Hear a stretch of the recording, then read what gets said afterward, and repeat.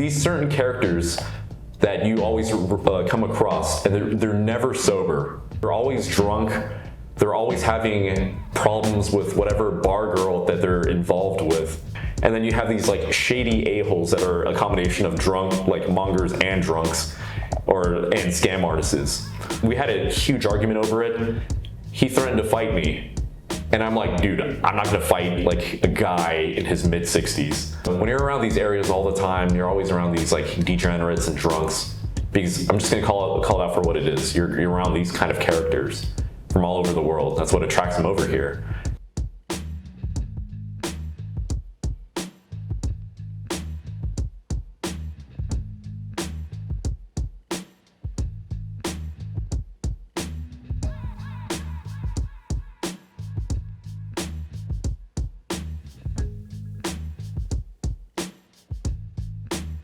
Hey folks, Pete here from Thairish Times. What's the story? How's it going? All good here in Bangkok. So today I'm talking to an American named Forrest Lee, who's living long-term in Thailand. And Forrest is going to share his opinions about life in Thailand, as well as the people that he thinks should be avoided at all costs over here. We're also going to get into his background. Who is this American that I'm talking to? What's his story? And what does he do for a living over here in Thailand? Yeah, so that's what we're going to get into today. So without further ado, let's go meet Forrest. If you like this video, leave me a like, leave a comment as well. I'm always interested to hear what you have to say. And share the video if you can. I'm always saying it, but it does help me if you can share it on your Facebook or share it in a WhatsApp group or whatever. Anyway, let's go meet Forrest. Forrest Lee, how's it going? Good, how you doing, Pete? Good, good, good. Yeah, I'm on coffee number 3. Coffee number 3? So I'm feeling jittery, but I don't know why I do this to myself. Listen, that's the reason why I don't drink coffee anymore. It's like crack cocaine. I'm staying away from that dish. The coffee in Thailand is so good. It is. Yeah. But I think I've weaned it down to maybe, you know, I hype up about matcha quite often in my past videos, but I do have a confession. I do cheat on matcha from time to time and get my espressos. I need that nice coffee taste. Has to be done, has to be done. So Forrest, tell everybody where you're from. So I'm from Castro Valley, California, which is about 20 to 30 minutes east of San Francisco. So I'm originally from Northern California, from the San Francisco Bay Area. And can you tell us about your background? Like, what was life like growing up for you? I had a really privileged life growing up. I was born to Chinese immigrant parents. My father was from Guangzhou, from Hong Kong, and eventually escaped from a communist labor camp and fled to Hong Kong, which at the time was a British colony, and then eventually made his way over to California. My mother was ethnically Chinese, but born and raised in Myanmar, Burma. And then eventually, through a series of leaving Myanmar, moving to Taiwan for 3 years, and then from Taiwan moving to New York City, eventually settling in the States, and then through a series of exchanges, long distance, my parents got together, they got married, and then settled in California. They worked really hard in the post office, and eventually my older sister and I grew up in a very privileged suburban community in Castro Valley. Did you ever experience any racism when you were growing up? Because I know from your videos you spoke about growing up as an Asian American, and you said that there were times when it was a bit difficult. Yes. One thing I really don't like about living in the United States is that whether it's, amongst like your community, your neighbors, especially mainstream media, is that there is such a huge emphasis on race in America. Rightfully so, I guess. Quick demographic, in the United States is 61% white, 18% Hispanic, 16% black, 6% Asian American, and then everything else was, very much like mixed or other race. But growing up, how would I say this? From kindergarten to 5th grade, I actually went to a Chinese private school in about 10 to 15 minutes away from my hometown.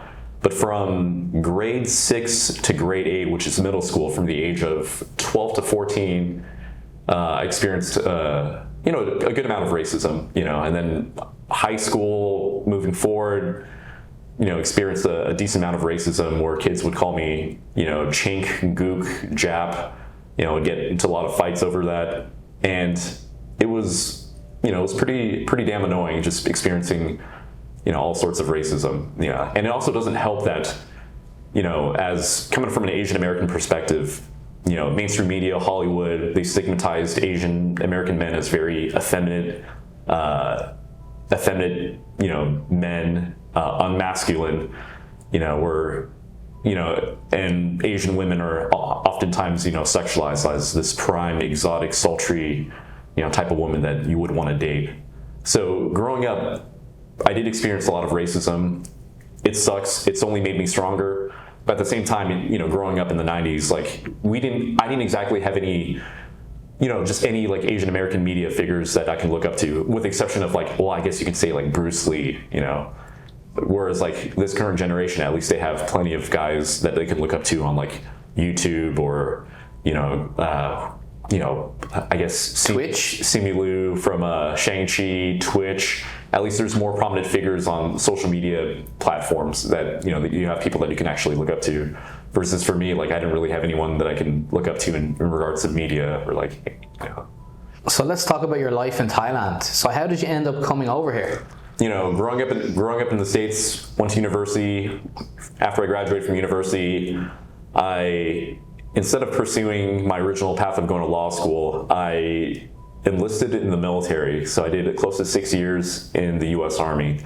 In my last 6 months, I was literally just drained out from serving in the military, the bureaucracy and all that, that I told myself that, once I got out, I'm going to backpack for 2 months.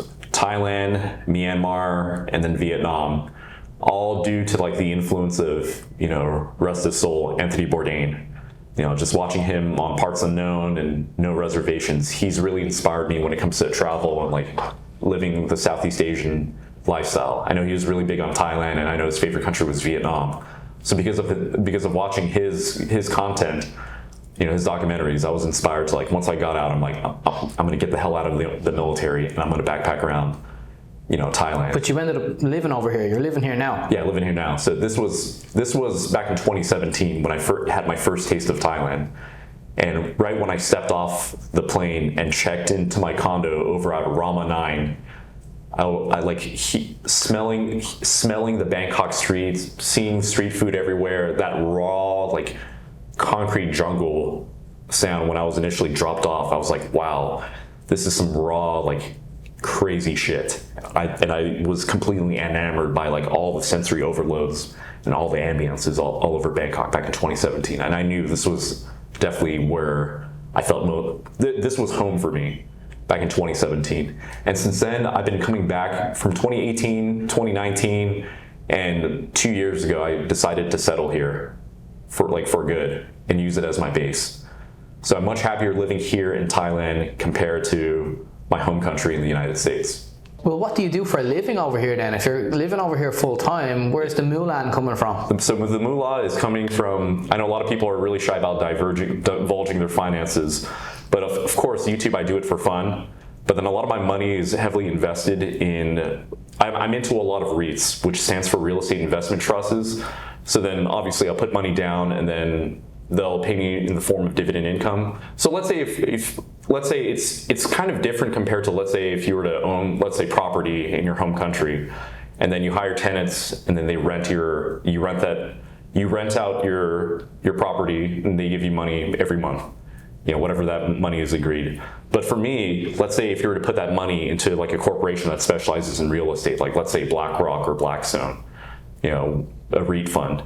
So you instead of putting in actual physical properties, I can put it in this corporation and they'll distribute it, they'll manage everything, and they just pay me out in dividend payments every single month. So I'm involved in a couple REIT funds. That's usually my specialty. I like learning about REITs. I like learning about certain companies that specialize in multifamily real estate.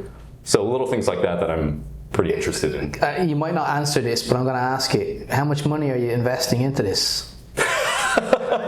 Come on, it's an interview. We have to ask the juicy questions. Oh man, no. Come on, how much are you putting in? A lot of money, just a lot of money. Give us a bob.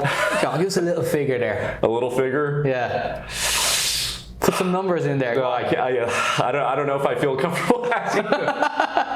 If I were to say it, it's I gotta watch out for my back. Hey, was someone gonna rob you on the way home? Yeah, that's what I'm really afraid of. All right. You're not gonna ask. Okay, fair enough. All right, you're living off investments. Okay. So I've heard you say in one of your videos that time is your real luxury, not fancy BMWs or watches. Yeah. The reason why I say time is a real luxury is that time is something you never get back. If you lose money, that's perfectly fine. You can always find ways to earn it back quickly. But time is something that is a real luxury that we never get back. Especially for Pete, especially for our age, like we're not in our 20s anymore. We don't have time to just make like F off and make mistakes and be like, oh, okay, sit around, eat Cheetos, play Xbox, like play PlayStation. Like we have to like go out and make the most of our time, whether it's, learning, making money, spending time with people we actually care about. And especially since we're in our mid 30s, soon, in the blink of an eye, we're going to be popping out kids pretty soon, hopefully. And then it's like the majority of our time is devoted to working or raising our families. My mindset is trying to make as much money as you can. That way you can invest in certain things so that you don't have to worry about trading in your time for money. That way you have your money working for you. So then you have more time to, let's say, do more interviews, spend more time with your wife, and the things that really matter. Because with a blink of an eye, we're eventually going to die sooner, if not later. Well, hopefully later. I want to be at least 90. Yeah. 90 years old. Well, that's also the reason why, like, I'm super careful, Pete, when it comes to like just eating, nutrition, getting like 6 to 8 hours of sleep, like all these things. That prolongs our time and our lifespan. Hopefully, if we, knock on wood, we don't have any like terminal disease or any of that crazy-ish. Now let's talk about the problems that expats face living in Bangkok, because you've made a video about this as well. As a single male, would you, or just anyone? Anyone. It doesn't have to be. You could be single or married or whatever. Yeah. But you've made a video about this, right? Yeah. And I thought it was very interesting because you're kind of a straight talker. You say it out in the video and you don't really care what anyone thinks, which is good. I admire that. I thank my military background for that. Okay, someone's watching this now. They've never been to Bangkok, or they've been a couple of times. They've never lived in Bangkok long term. Yeah. What should they watch out for? What kind of people should they watch out for? Anything. Over to you. So recently, I do consultation calls. I do one-on-one consultation calls from time to time to help people get settled back here, or to help people get settled here in Bangkok. One of the guys, he's like a young guy, like in his like early to mid 20s. I can tell he's done very well with the recent crypto boom during the crypto bull market. So he's owned his company. He's done a fantastic job. I'm not going to mention his name, but this guy recently just purchased a Thai elite visa. He's never been to Thailand before. He's going to get settled here pretty soon. And I told him that, I know you're a young guy. This is going to be your first time in this country. You have to understand there's a bell curve, right, and either spectrums. In the middle of that bell curve, normal people, all right. On both opposing sides of the spectrums, you have, on one side you have like the most amazing people that you can come across. Serial entrepreneurs, social media influencers, big players, construction workers, just some guys that are making great money, that are doing extravagant things, that are always hustling and grinding, and then have done very successful for themselves, whether they're retired, they're in their middle age, they're in their early 20s, like doing very well in business and just hustling when it comes to like their finances, fitness, everything. And then on the other end of the spectrum, and I'm sure, Pete, you've known this for living in this country for a long time, you have your social degenerates. You've got your mongers, you got your drunks, and it's like you've come across it, I've come across it. It's like these certain characters that you always come across, and they're never sober. They're always drunk. They're always having problems with whatever bar girl that they're involved with. Which, at the end doesn't effing matter, because who cares? This is just a superficial surface superficial, like surface level relationship. And then you have these like shady a-holes that are a combination of drunk, like mongers and drunks, and scam artists. So it's very polarizing, especially with like the expat community over here. So I tell people these are two spectrums that you need to watch out for. But when you first settle in, this is what you need to realize. This is the reality. You can't change it, but the only thing you can do is you know about it and approach it in a very preventative position where you need to learn how to quickly read people. Fortunately for me, I spent 6 years in the military. I can read, and you're around characters all the time. Most of them shady, I hate to say, but you learn very quickly who you can trust and who you need to just stay the F away from. Can you give us an example without naming names of a story or something that happened to you that you realize, okay, I need to stay away from that person?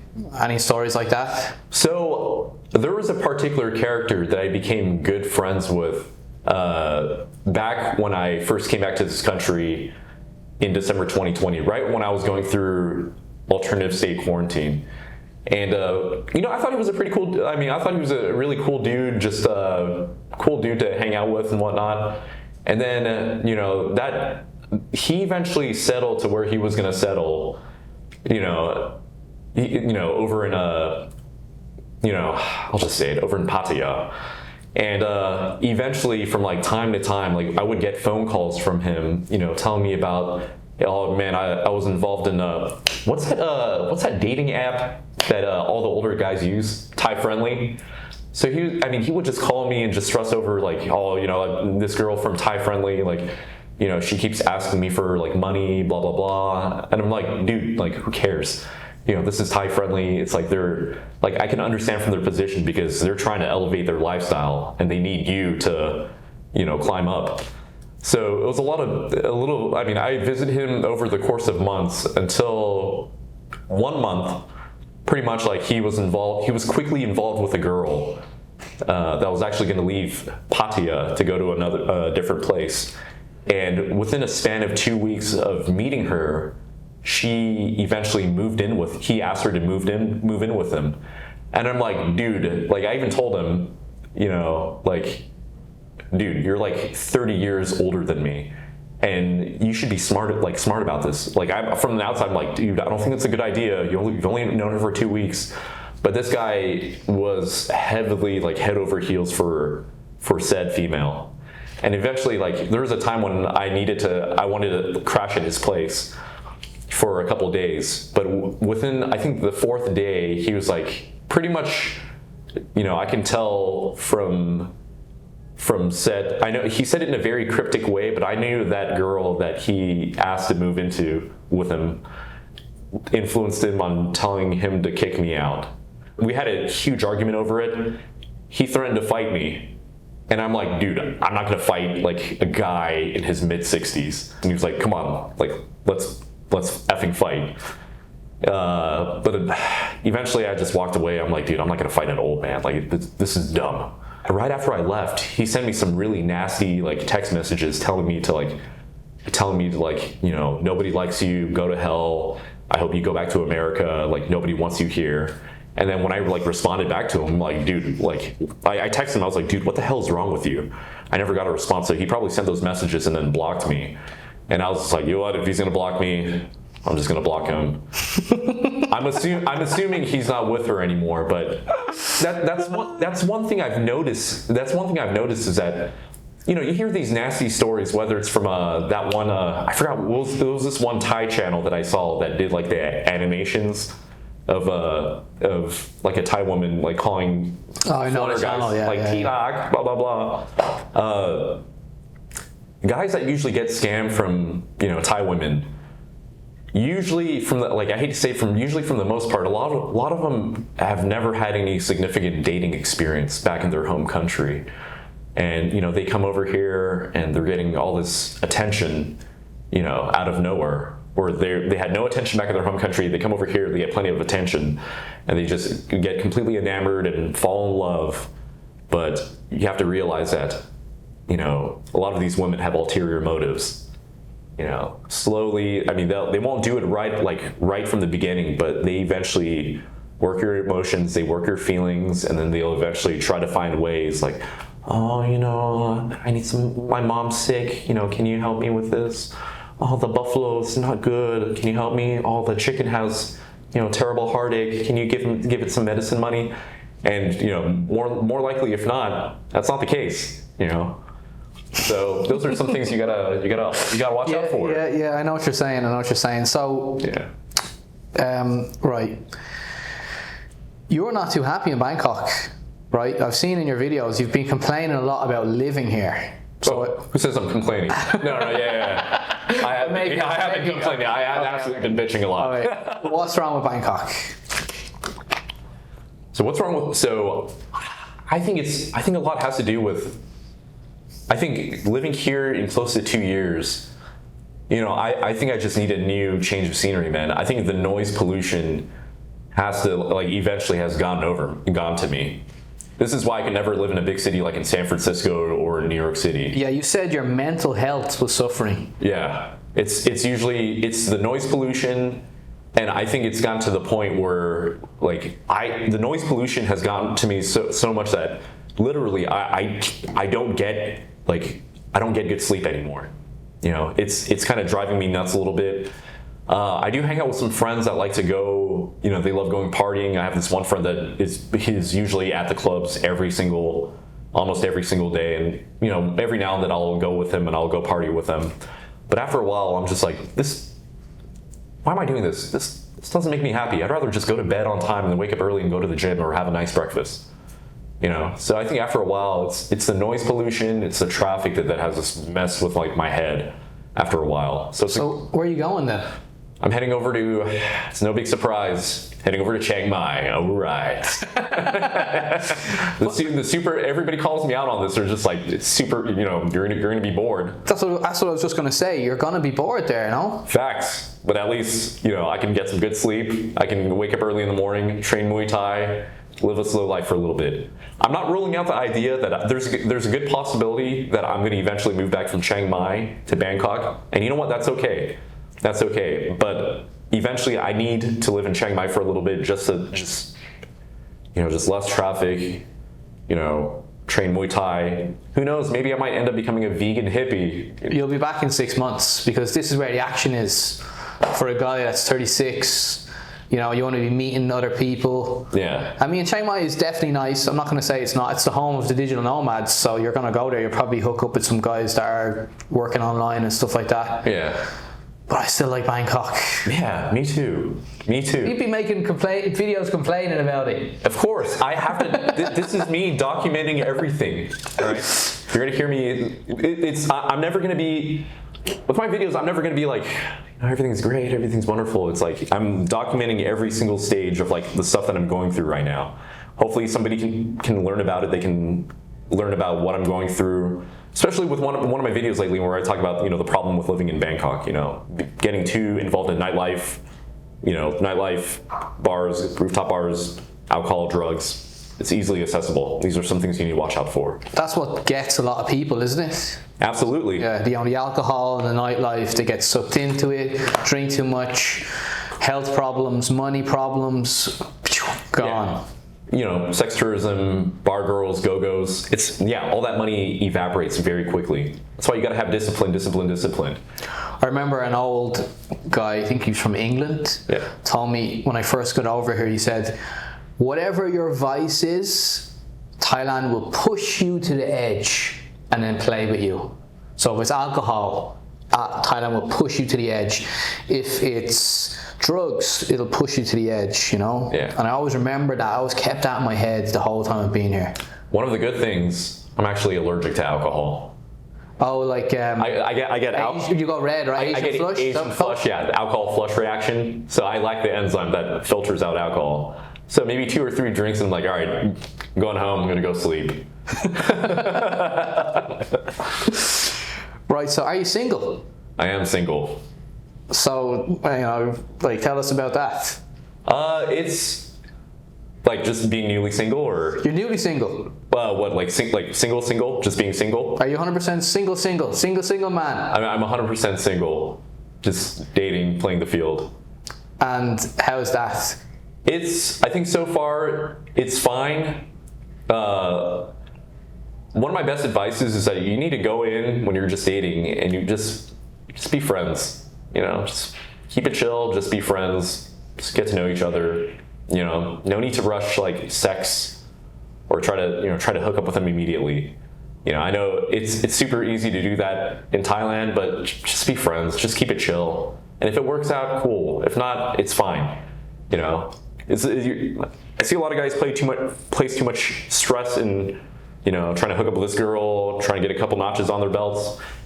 After a while, it overstresses them because it's like, oh my God, why isn't she responding back to my messages? Like, who cares? Like, I'm already at the point where just go in, have fun, get to know each other, just keep it friendly. What's dating like here compared to America? Literally, like, dating back home in the West, I would always have to prove myself to be, away from the stereotype. Asian American men are looked as like meek, effeminate, scrawny. That's the stereotype back home. Unfortunately. So for me, like dating, it's like I felt like I've always had to prove myself, whether it comes to like social skills, just physical appearance, like training at the gym, trying to like look as masculine as much as possible. Just so I can prove myself and just break away from that stereotype. It's more of like an uphill battle. And especially dating, like currently in the dating culture in the West, it's like there's definitely more feminist leanings, amongst this current like progressive generation that, after a while, it's a little too much. Versus when you date over here in Thailand or different parts of Southeast Asia or even Eastern Europe, women are generally much more traditional, they're much more feminine, they're much more caring. But at the same time, even though women are exemplifying these rules, you as a man need to exemplify like just masculinity as well too. So I prefer dating over here much more where it's traditional male-female roles. So I pulled a couple of quotes from your channel. Yeah. It's actually really easy to interview YouTubers because like all the content is there. You just have to watch the videos and pull out little things. Yeah. It's a lot harder to interview someone that's not on YouTube. Gotcha. Anyway, the quote I got was, living in Pattaya I'll say that again, I can't even speak. Living in Pattaya long term distorts your reality and perception. Yes. So thank God one of my friends, so this happens with most guys when they live in Pattaya. It's like when it comes to living there, especially if you live in central Pattaya, you're around like Soi 6, Soi Buakhao, Walking Street, LK Metro. If you guys don't know what these places are, look it up. But actually I'll just tell them it's more of like your partying like monger areas. When you're around these areas all the time, you're always around these like degenerates and drunks. Because I'm just going to call it out for what it is. You're around these kind of characters from all over the world. That's what attracts them over here.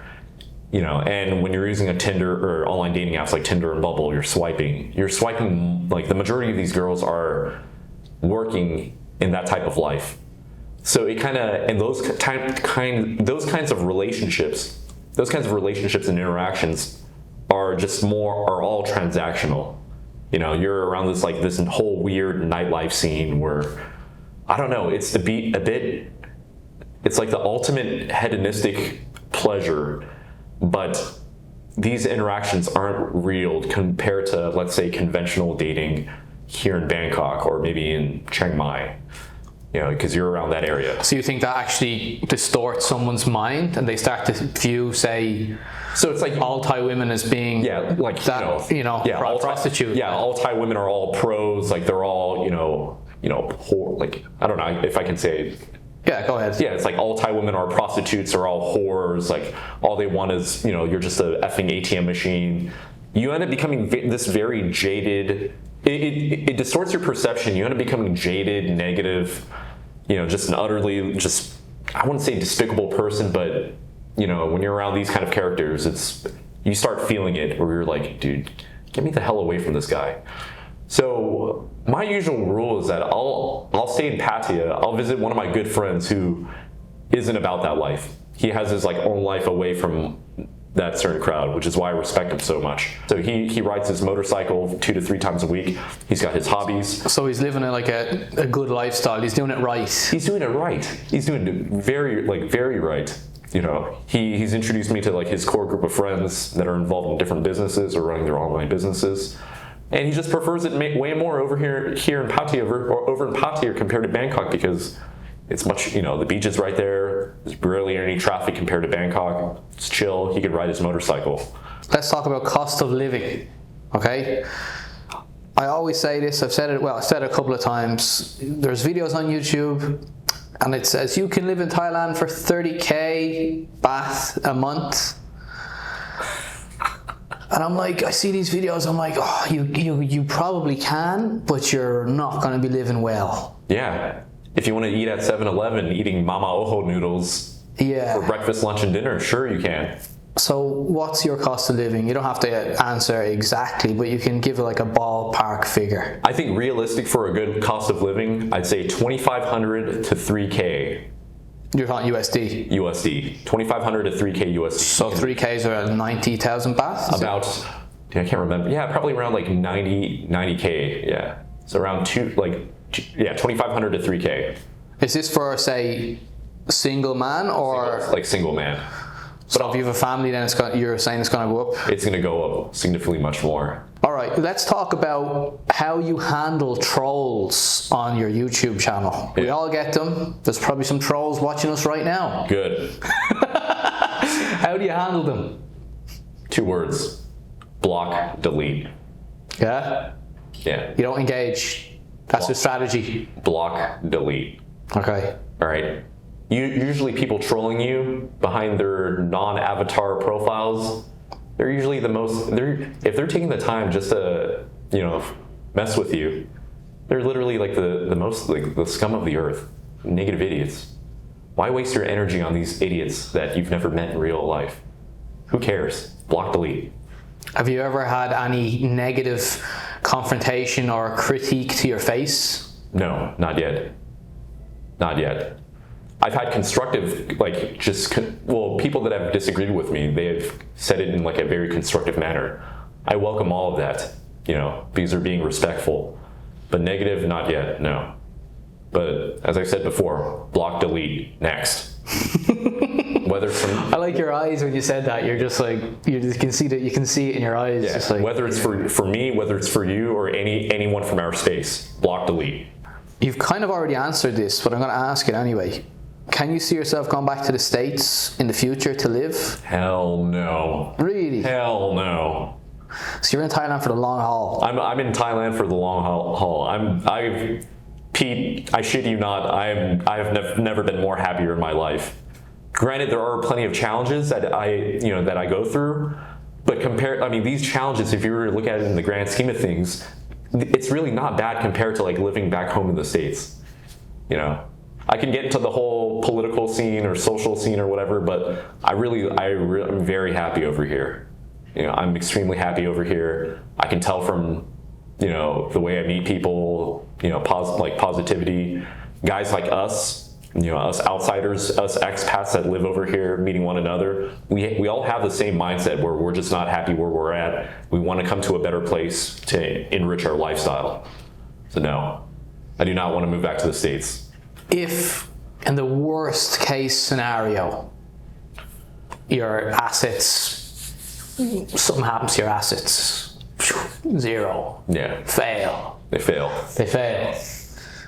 What will be the next plan?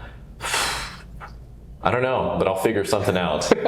You'll figure something out that involves being in Asia. Being in Asia, I'll figure something out. No matter what, I'm always going to make it work. No matter what the challenges are, I'll be fine. What do your parents think of you being over here in Thailand? Well, my parents, so not to lead this conversation to like a morbid point, but both my parents have passed a long time ago. No worries. But they probably no, keep it in. But if they were still alive, they'd probably think I'm a crazy asshole, a crazy a-hole. But they'd be smiling and be like, yeah, go on, Forrest. Yeah. They'll probably think I'm an insane idiot, but I'll be like, Mom, Dad, I'll be fine. Well, look, I really admire you for what you're doing and taking the time to do this interview. And I can tell you're a straight talker. You're doing it your own way. You've got your own way. You're living your own life. and you're making your own rules. You know, you're your own boss as well, which is quite admirable. You know. Yeah, I mean, I'm really honest because number one, that's how I was raised back home, and being 6 years in the infantry in the army, you know, it's either, you know, if you're fucking up, like they'll say it to your face and they'll punish you, make your life hell for not meeting up the standard. So that's kind of how my personality is like transformed into, where I'm just like brutally honest with people, and I expect my close peers to reciprocate that back towards me, because that's how I learn the quickest. Well, you've given it to me straight today in this interview. So what I'll do is I'll leave a link for your channel in the description. I'll probably tag you as well in the very top, Forrest Lee. So go over and check out Forrest Lee's channel and like the video. Leave us a comment. What did you think? I'm sure some people are going to like it. Some people are not going to like the interview, but that's life. That's how we do it. But let us know in the comment section. And I always say this, well, I've been saying it lately. A little birdie told me that sharing the video is really, really good, because YouTube will love when you share it, especially if you share it on Facebook, because YouTube will love if they can take you from Facebook into the world of advertising, YouTube advertising. So if you can, share the video and subscribe to the channel, and I'll see you later. Cheers.